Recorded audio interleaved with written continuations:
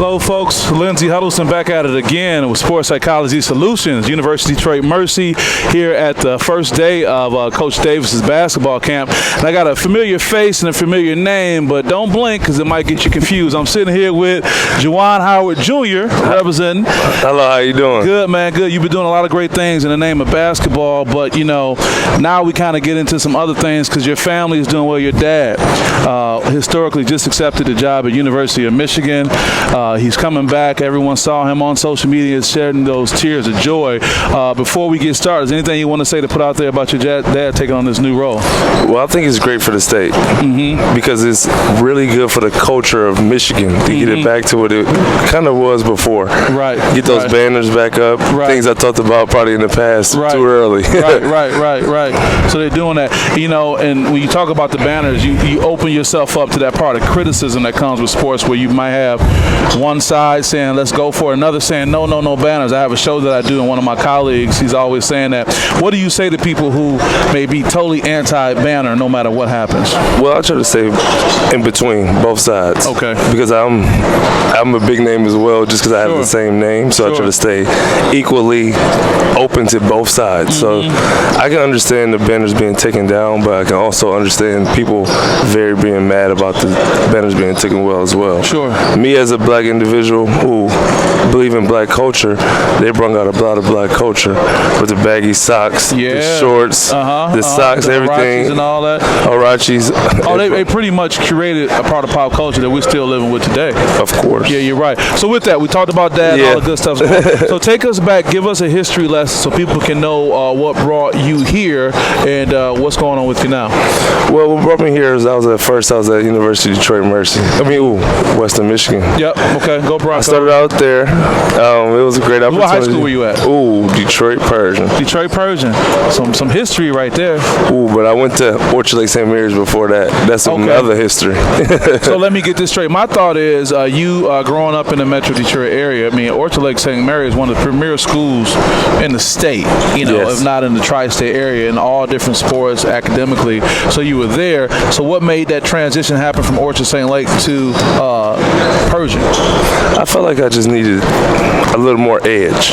Okay. In my game, I needed edge at that time. Okay. So I thought, let me leave Orchard Lake, which is known for its rich history, education, and athletics. Let me go somewhere that's really athletics. Yeah, and you talk about edge. You can't get no more edge than Persian. If you ain't see me walk up, look, brace up, but I still Persian. Right. So let's just talk about you even having the ability of a person to go from a sprawling campus like at Orchard Lake, for those you don't know about, it's a beautiful campus, to, 7 Mile, East 7 Mile, and let's be honest, a rough part of the city, rough part of the country. I think it made me a little edgy. Really? What grade were you when you went? I went as a 10th grader. Okay. And that was my first year there. Okay. And I feel like that first year, I was like, get your feet wet. See what it was. See how hard it is to really be a Detroit doughboy. Right. Or Persian doughboy. Right. And I think that really helped me basically each and every year because I had both sides of the spectrum. I've seen the suburban side where it's very nice, very, very resourceful. Yeah. And I can see Detroit. And Detroit, one name says it all. I'm sitting here with Juwan Howard Jr. Seemed to be a really nice young man. We're having our first impression, but seemed to be very warm. I talked about a lot of challenges athletes and young people have. Some people have the challenge that you probably saw going to Pershing of just poverty and all these rough things, right? But then another challenge sometimes is living up to a name. Okay. A family name, like in your case, being successful where it's expected you're going to be successful. Talk about the other side of the challenge that comes with having a name, or people doing a double take, or probably not so much your age group, but the adults coming around and saying that. Tell me what you think about that. I think adults do what they're supposed to do. They continuously teach. So our young generation has to listen. They have to listen, because if you listen to those older people, regardless of where their background might, you think you don't know what they've been through. Right. So I sit there, like myself, I speak to older individuals. Sure. Because I think when I talk to older individuals, I learn to understand how they think. But that's not like your generation, man. No. People kind of connect with people their age and kind of blow the older people off. Because I was raised around older people. Okay. Okay. You know what I'm saying? Like, my mom was young when she had me. My dad was young when they had me. So I was always on the college campus already. So when I got to a college campus, I was already accustomed to those older individuals who may come around. Yeah. I already knew not to. And knowing something about you already because of your name. Exactly. That name is big. Man, listen, you know, the funny thing about it, and it's ironic that we're sitting here, it's one thing because of the name, because of the 5'5". Yes. But now, and today, in May 31st, 2019, it's just back. They done brought it right back. Wow. And it's like, for me, I'm 27, so I've heard a lot of stories. Sure. So, like, now I can kind of put together the connecting dots. Right. Now it all makes sense. It's coming together now. Yeah. Man. It's like, it's bizarre to me. Like, I try to stay more reserved now. Sure. And I see, like, the younger generation want to be upbeat, be hype. I'm like, calm down a little bit, young fella. But it's like, you're not even that old yourself. Right. Now, I'm sitting here, your mannerisms, you know, you project yourself, and I say that as a compliment, that you're beyond the age of 27. Is that a trait that you got from your dad, you think? I can say I got it from both my mom and my dad. Like, both of them was hard-nosed. I'm talking about, like, high-octane. Sure. And, like, my dad is a little bit calm in situations. My mom is, too. But I feel like my mom in the outskirts, she's more outbeat. And then my dad inside is more high-octane. Sure. So, like, they yin and yang from, like, a parent standpoint. Sure. And then I have step-parents. So, like, that helps me grow up. Other factors coming in. And then I'm the oldest of my father. So, like, and my mother. So, it's like, my brothers and siblings, they all look up to me. Sure. So, you carry that. And I carry really trying to be like the uphold citizen of my family. So, like, I don't know, it kind of like resonates in how I interact. I look at it as I saw the movie Coming to America was on the other night. You know, and you look at Prince Hakeem, it's kind of like Prince Hakeem. You know, you have the namesake. You can't get away from that no matter where you go, what you do. True. I can only imagine that. Do people come up in public places if your name is written somewhere and try to seek you out? I mean, come on, tell me how that goes. It's actually getting bad now. It's getting bad. Because I say it's getting bad because I got people. Think about how many times I have cousins that's hit me up that I didn't know. Yeah. So now I'm getting cousins on new friends that's saying they my cousins, and now I got people calling me their brother. They're not even my brother. Get out of here. But it's not bad because I said I took this on when I came into the sport. Yeah. I picked basketball. True. So you say as soon as you chose basketball, you knew. Serious. When I chose it serious. When I chose it like at Persian, I was serious. Right. When I chose it when I came here, I was more serious. Right. So it took for me to kind of leave, come back, and then every time I left and came back to basketball, I like triggered different. Like I don't know how to say. Like right now, I've lost a little bit, so like I haven't played as much recently. So like that edge of just want to play. What helps you get the edge back? Seeing friends or seeing people I thought was friends succeed more than me. Seeing your contemporaries and your peers move on. Exactly, that's better wording for it. Yeah. Because I see them succeed a little bit more or lose after I thought like, dang, that was my hero. Wow, my man fell off, so more reason for me to... More reason to put in some little bit more work. I'm hurting right now just because I can't get to my aspiration, but why do I wake up and go again and again? You know what I'm saying? Or the next day, still get up and go. What I'm getting from you, Juwan, this is just off the first impression, that you're not trying to navigate away from the challenges. You're not trying to go around. My mom ain't raised me to be like that. Okay. She was like, you know what I'm saying? My dad was doing his thing, hooping. Right. But my mom and my stepdad was like, you got to be humble. Yeah. You know what I'm saying? You got to be more upbeat. You can't treat people the wrong way. They told me that early, though. Like, you can't be, like, say, even a young man I was just shooting with. I could be an aspiration to him, even if I'm doing good or bad. At least he know one day he see me shooting just, you know what I'm saying, on a bad day. Juwan, I'm so taken by this, and I think the timing is everything, because it's one thing about what your dad achieved 25 years ago and how that plays, like you say, pop culture, from the Hirachis, the baggy shorts. But now with his new role, it's like you've been exemplified. Yeah, I've been preparing for this. You've been preparing for this moment right now. Because the worst thing would be to run away from it like this. Look, I ain't about to hoop no more, man. Right. I need to become a coach. Right. I could be like that early, like this. Sure. Dad, give me a grad assistant job. But so no, many people operate like that. People telling me to do that. That's what's so funny. Wow. I was like, I'm 27. Yeah. I got at least 10 more years in me if I'm doing what I'm supposed to do. Right. So why even is that in the question? So where are you at? What's your status with hoops right now? Right now, I'm just fighting for Summer League. I've been working with an agent, new agent. Okay. I'm fighting for Summer League once again. I'm fighting for G League once again. I'm fighting for getting back into that NBA realm as much as I can. If it's a little door, just give me a little door. But it sounds like you're doing what most ball players have to do. True. And you're no different, though you have this, name that is, come on, man, gold, but you're still out here working. So what is it like to fight for a position? Talk about that for people who are out here fighting for something. For a position, I say it like this. If you're fighting for a position, the guy shouldn't be your friend if it's in your position. If you're challenging him, if you're challenging him the right way, he would love you as a friend because he'll be like, at least on this court, I know he's not my friend. Now, we get up out of here, we go eat lunch, talk about everything, but everybody don't operate like that. That's what I don't understand. Well, you made me think about something. There's no real way to backstab your friend on the court. No way. On the court. Because if you're taking it to him, you're playing good defense, you're making them work hard, there's no way to backstab them. But they don't understand that. Sometimes you run into that, like when I was in college, I was the guy that said the thing that you didn't want to hear. Really? But I'm your friend still, but they don't understand. That's what I said. People don't understand that way of thinking. So now we got that a generational issue, you think? I think it's a I'm a sociologist. I went to school here for sociology. Okay. So I would say it's a society thing. Okay. I think it's like the way our generation has shaped in a community.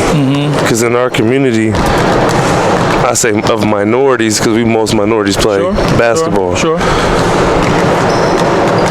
We're shaped to think we have to go against the guy, even if he's just because he's the same skin color as us, different background, different city, different.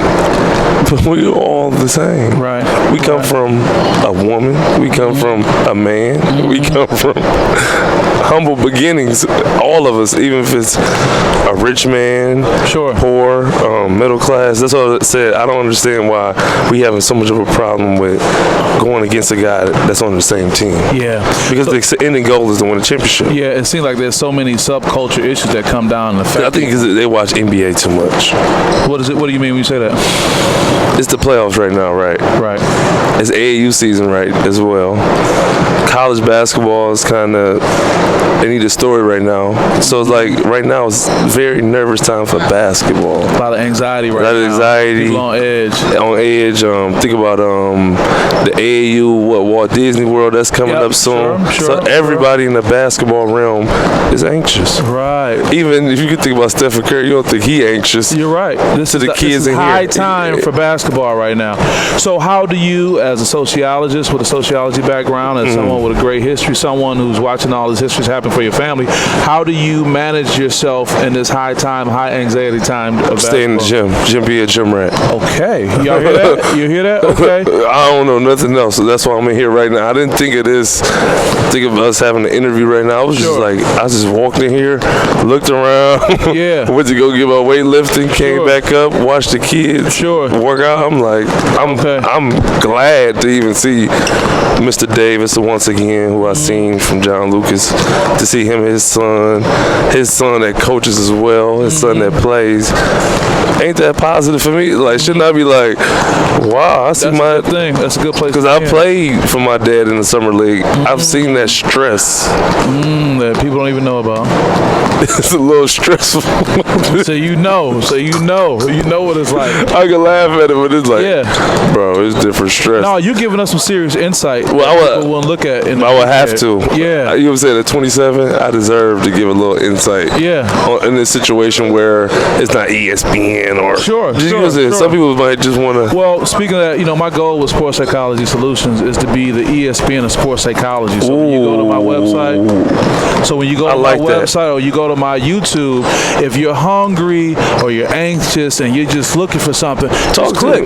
Just click on this little link. And this is what we're talking about. You're going to get the Juwan Howard Jr.'s of the world coming sharing that. So I think it's a good rest. I think it was right for me to do it because everybody ain't perfect. No. I know as a psychologist, you walk into different people every day. But the challenge is, you work so hard, Juwan, to put up an appearance of a certain thing. Okay. What do you think about that?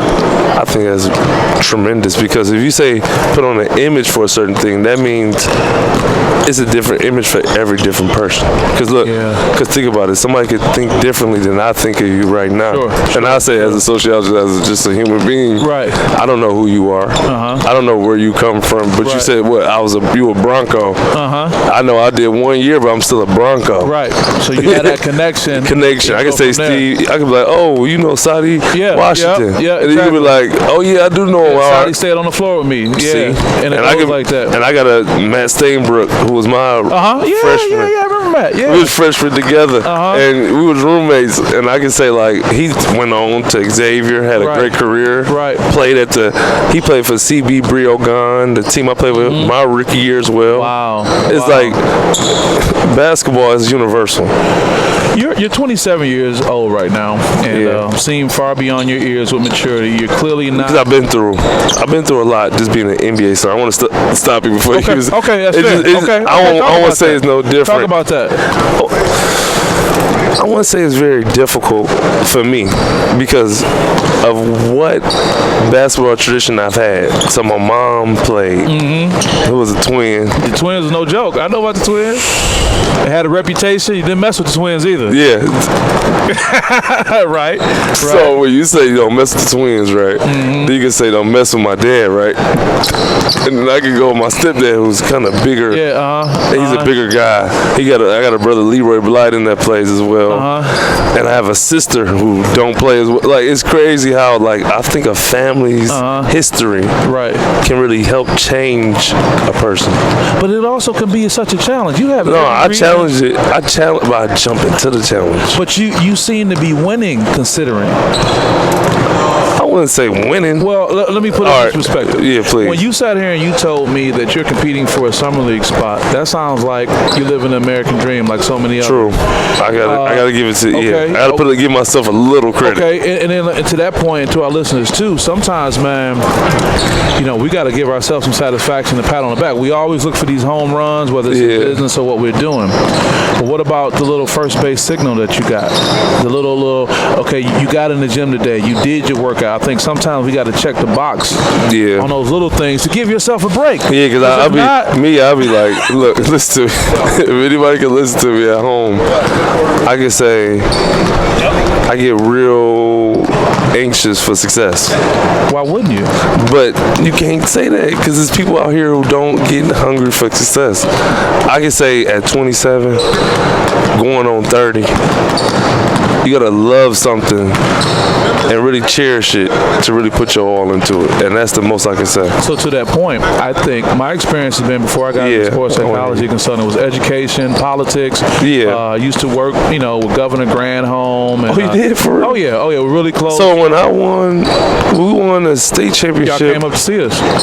Yep, y'all came up to see us. And how can I even remember that vividly? I remember it vividly. Yeah, I'm talking because you were in in her ceremonial office and all that woodwork and all that. I remember seeing her. I'm like, this is the governor. Yep. Look, you know me. If you remember anything from it, I don't know if you remember exactly. I'm very wow, like for real. And you seem to be appreciative because all eyes were on you anyway. I didn't think of that. Like you were taking it in though. I was like, this is.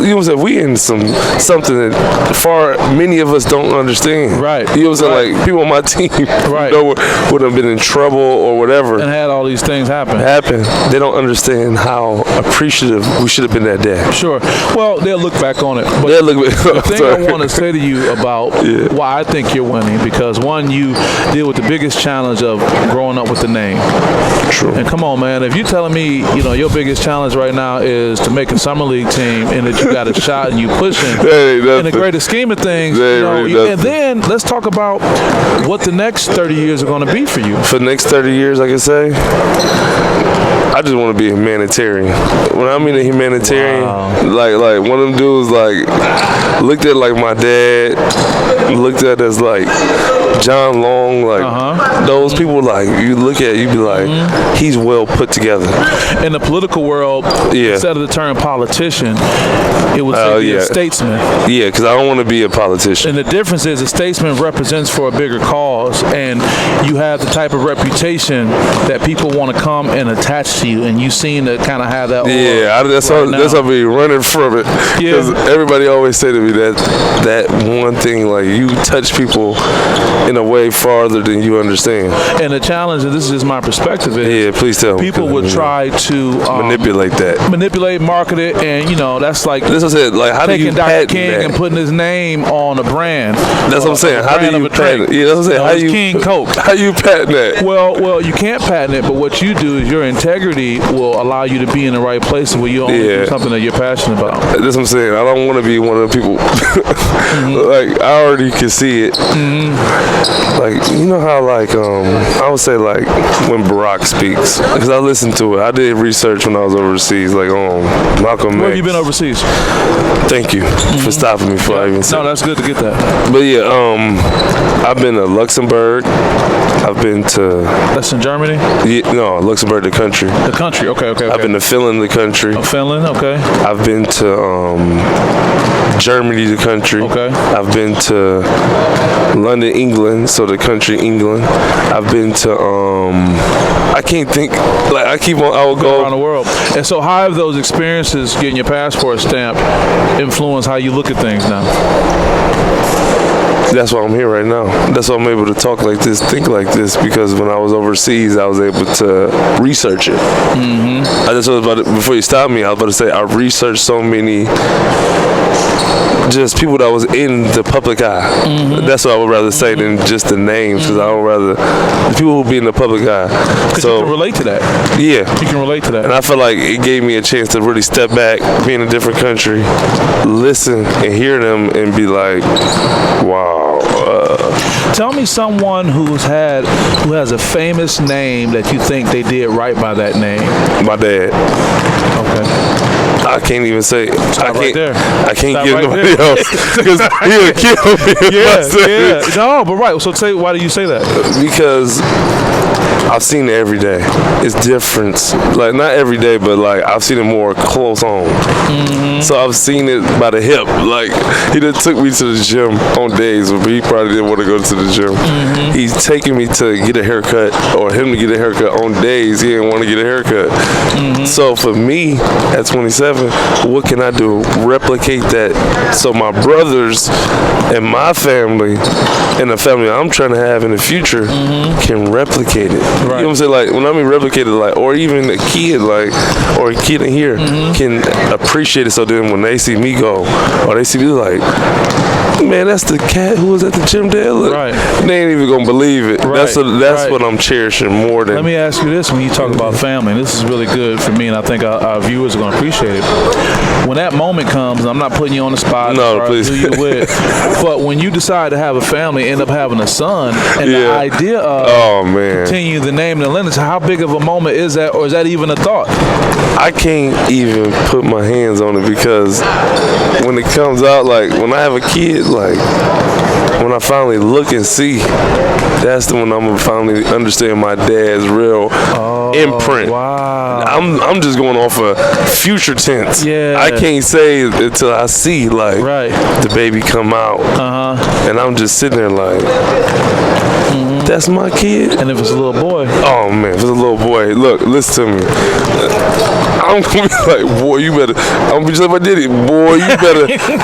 You better clean up after yourself. Yeah. You know what I'm saying? Or boy, you better work out, get in that gym. Or you better do something. Handle your business. No, because you better have a degree. Yeah, you gotta handle your business. And on that note, as we get ready to wrap up, I think this is good. I think one thing that was great, and I talked to somebody about this. Yeah. The fact that your great grandmother who passed, and I was really tight with my grandmother. So I'm gonna go with that. I'm gonna go with that off the top. I'm gonna go off the top. My grandma that passed, I don't know which one you're talking about, because the one that passed before he got to Michigan, I never met her. Right. So then my grandma who passed from my grandma Alina, his mother, I met her once. Really? And that hurt me.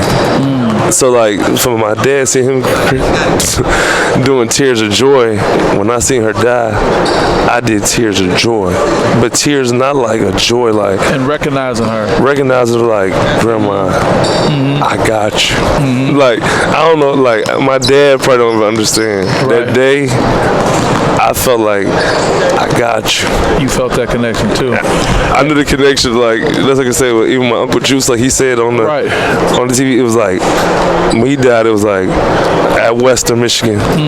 It was like I got you. Like you felt that connection. You knew they would like, be there. and then like when people starting to die around me now, like I cried when I seen Howard Moore's. Yeah. Yeah, that was sad. How was a friend, and that was sad. I met him, the whole family, because I played at University of Detroit Mercy. We played against UIC. So I already knew Howard because of he was recruiting me to go to Wisconsin. So you know what I'm saying? And then he knew my dad already, so that's already a and then he realm had Detroit ties to his wife. So whenever he lights up when you talk about Detroit, he say my wife's from there. That's what I'm saying. And then every time I met him, I can tell you that I've met him at Western Michigan. I've met him here. I've always stopped and said hello to the whole family. Right. So to see that happen, I was like, I got you. Yeah. Like, I don't know why, like, now it's getting to the point where, because I got a grandma that's getting older. Right.